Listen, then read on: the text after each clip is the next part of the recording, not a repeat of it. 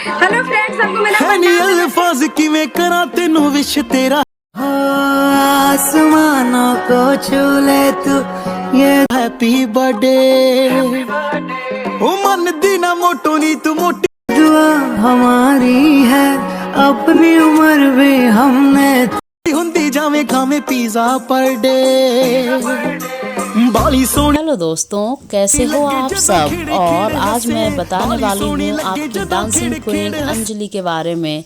आज अंजलि का बर्थडे है, यानी कि हम सभी लोग जानते ही हैं कि अंजलि का बर्थडे 26 फरवरी को होता है। तो मेरे साथ आप लोग भी अपनी डांसिंग क्वीन अंजलि को विश कर दीजिए। सो फ्रेंड्स, हम लोग विश करते हैं अंजलि को हैप्पी बर्थडे अंजलि। और इसी तरह से आप अपनी लाइफ में आगे बढ़ती रहिए, आपके सारे सपने सच हों, आपको ज़िंदगी की सारी खुशियाँ मिलें।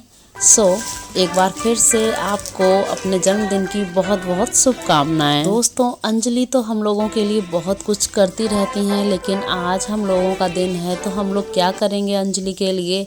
आप लोग प्यारे प्यारे कमेंट्स कर सकते हैं अंजलि को, और प्यारे से कमेंट्स में आप लोग विश कीजिए अंजलि को। So friends, thank you so much.